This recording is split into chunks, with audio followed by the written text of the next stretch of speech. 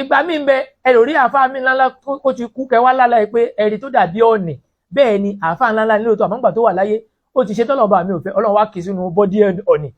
ó dìgbà tí ìyá rẹ̀ bá wá pé nínú bọ́dí ọ̀nì yẹn ayé àdàpadà léèyàn nítorí pé yóò mọ̀ tó bàdá àdùgẹ́rà àdùwọ́sàmáwá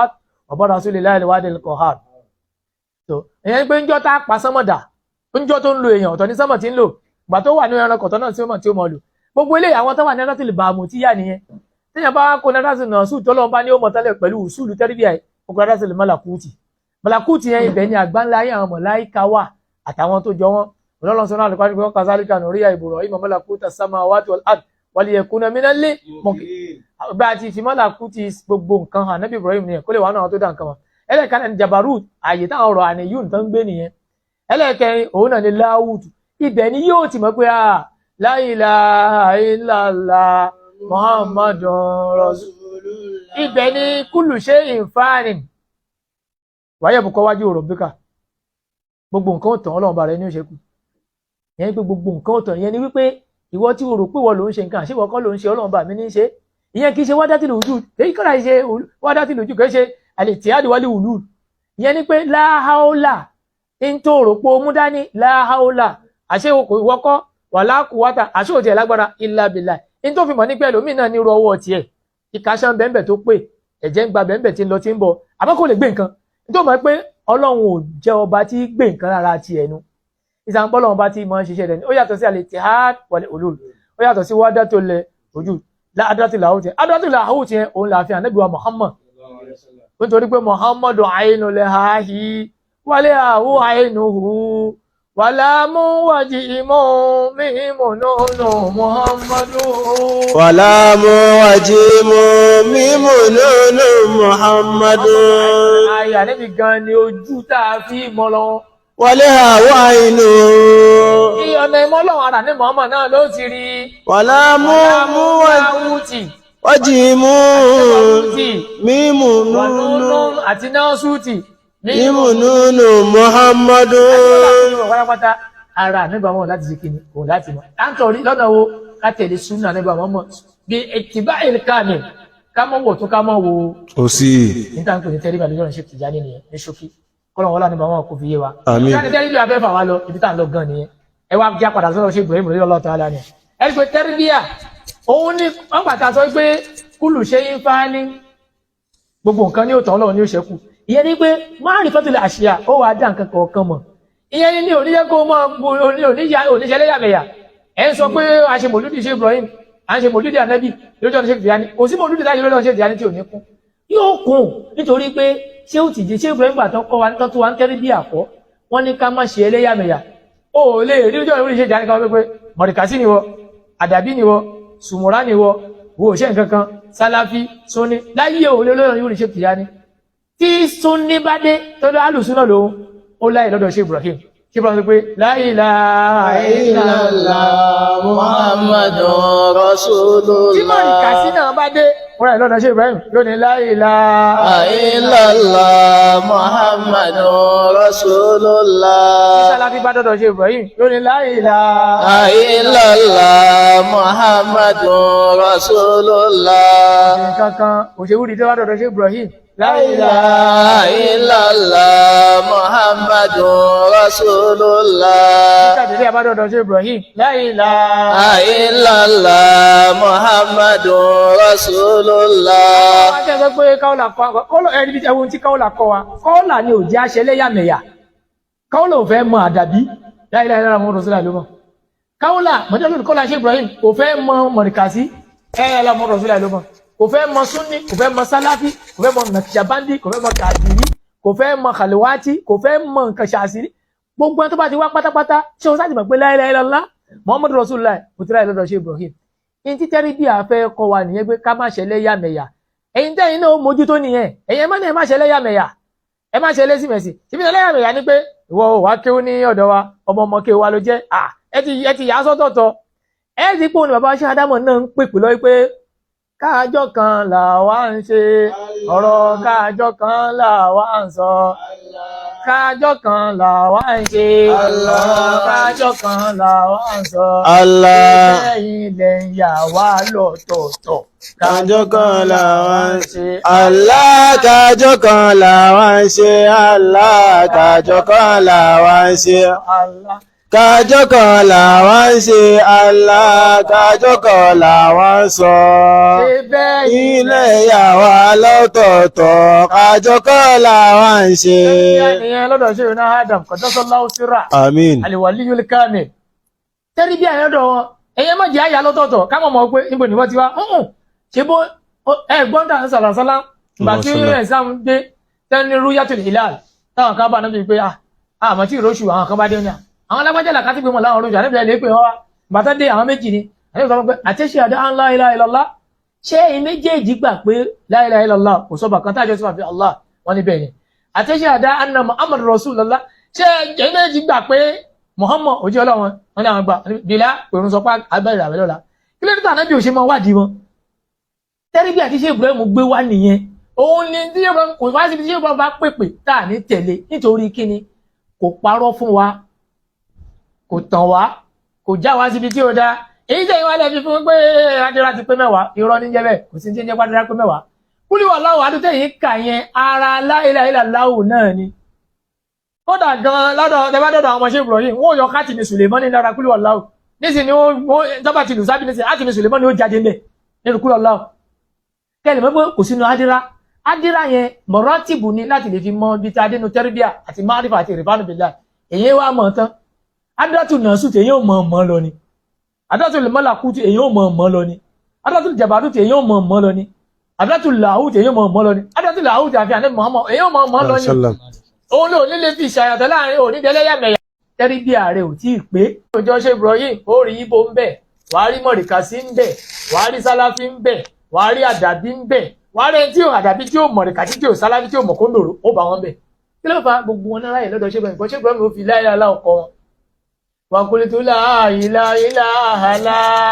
Muhammadun ní àrísàláwò lè yílá. وقلت لا إله إلا الله محمد أرسله الإله. Muhammadun àrísàláwò lè yílá. Gbogbo àwọn èèyàn bá mi wí papọ̀ kí ló fà kò ṣe lẹ́yàmẹ̀yà tó ṣe Ibrahim sọ pé ṣe bí iná kàlákínà kọ́mẹ́ńtà kàrí ń wá wùnzà ní tẹ́rìbì àrẹ ò kọ̀ọ̀nù ò ní bú ẹnìkan tẹ́rìbì àrẹ ní jẹ́ kó lè bú àwọn ẹni Ọlọ́run kò ní jẹ́ kó lè fi wọ́n ṣe yẹ̀yẹ́ ṣe Ibrahim ní ṣe ìgbọ̀nsẹ̀ ẹnu ẹni tó bá sọ bẹ́ẹ̀ kó ń tàn lọ music bá dùkọ́ mọ́ ṣe Ibrahim ní ṣe ìgbọ̀nsẹ̀ àyè fi ẹnu àbùkù kàwọn ẹni Ọlọ́run ẹni tó bá ti fẹ́ ẹ̀fẹ́ nífẹ̀ẹ́ àbùkù kàwọn Ọlọ́run tí ò bá wá túbá ó ń tàn òun kó lọ mọ̀ pé àti rí àpọ́nlé òun láyé ó lágbára o ìkìlọ̀ ni o nítorí pé mọ́nà àzọ́ Muhammad abẹ́lẹ̀ àzábì ìjìzá mọ́nà àzọ́ wàyọ̀wọ̀sá mọ́nà àzọ́ Muhammad àkàzá ẹn bá ṣe lọ́hun ó ṣe tó tí àná mọ́mọ́ ẹn tó bá ṣe lọ́hun yóò jìyà ẹn tó bá ṣe àná mọ́mọ́ náà ìtàgé fẹ́ tó ṣe lọ́hun láṣẹ fóun náà ẹn tó bá wá ṣe tí ẹn tó ṣe àwọn tán gbẹ́sẹ̀ lé bí táwọn mọ́mọ́ gbẹ́sẹ̀ lé kó ń tọ́ lọ músìkì bá rò ní o ẹ mọ̀ fẹ́ mọ̀ fẹ́nu àbùkù àwọn ẹlọ́run tí ó fẹ́ mú ṣe gbọ̀nsẹ̀ èyí kan ṣe kíní kan ẹ ṣe Ibrahim tó bá ní ṣe Ibrahim ṣe tíra 75 ẹ rò pé ṣe Ibrahim ọmọ kò kátìrà kó tó kọ tíra ní rárá o àníwárò ìlàhíyà wà sírárò lè Muhammadiyya ní bẹ lára tó pé ẹ̀gbọ́n tó sọ́nu díwánu wọn ni ó ní sọ àǹtú ìlà khairil wara mutasa alila wa àríjú bí ìmọ̀ lámúyàná liman hata misra wa àríjú bí ìmọ̀ lámúyàná liman hata misra sọ àǹtú mo gbéra pa ìlà khairil wara lọ́sọ̀dọ̀ anábíwá Muhammad tó dájú nígbà ẹ̀dá mutasa alila mo wáyé ìramọ́lẹ̀ nílé adúrà nábì láàfin ànábì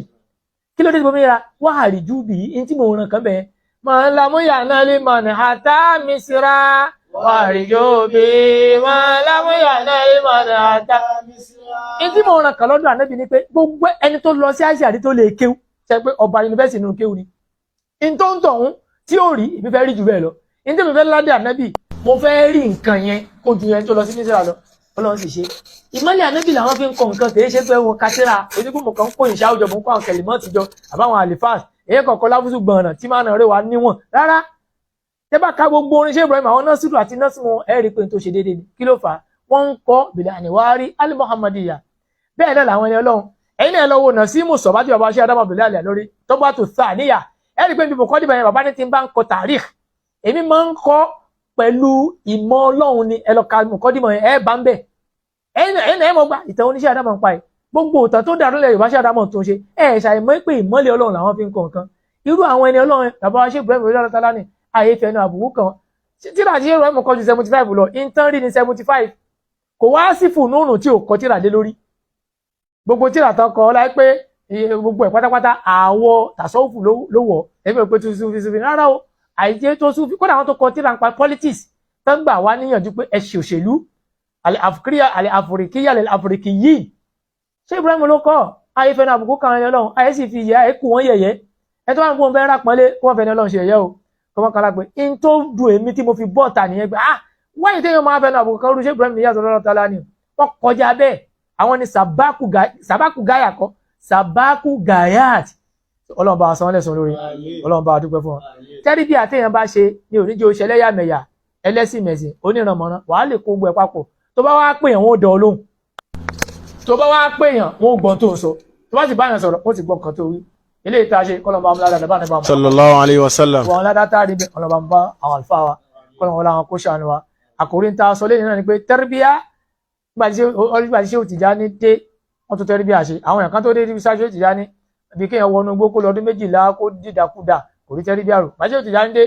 Ọlọ́run ní gbogbo ẹ̀rọ ọ̀run ṣé Tìjání wá sọ̀tẹ̀ ní ẹ̀lẹ́gbẹ̀tọ̀ tó bá dí pé àwọn èèyàn tó ti kó sínú ìbàjẹ́ fẹ́ẹ̀dọ̀ mi ń bọ̀ òun náà ni ṣé Ibrahim Rọ́lá Tálá àwọn ni sọ́yìnbó fẹ́ẹ̀dọ̀ tí ò tiẹ̀ dàrú kò rújú láyé ṣé Ibrahim bun Abdullahi Niyas al-Kaulahi radiyallahu ta'ala anhu àwọn ni sọ́yìnbó fẹ́ẹ̀dọ̀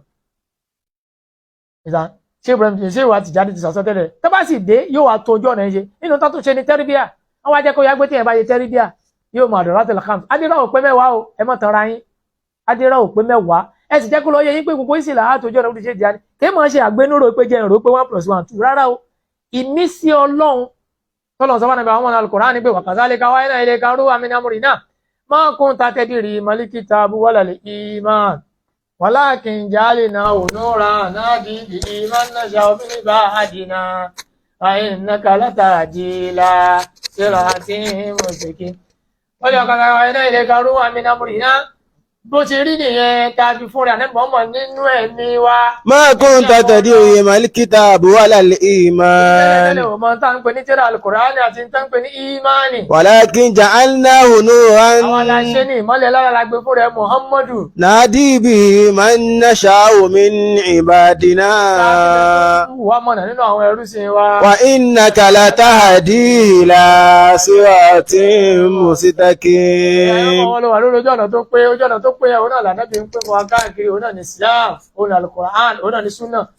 ojú ọ̀nà tó pé yẹn núùrù yẹn òun ni àwọn àlẹ́ ọlọ́wà náà jogún lára Ànábì Muhammad sallallahu alayhi wa sallam. lọ́dọ̀ wa ṣe Ibrahim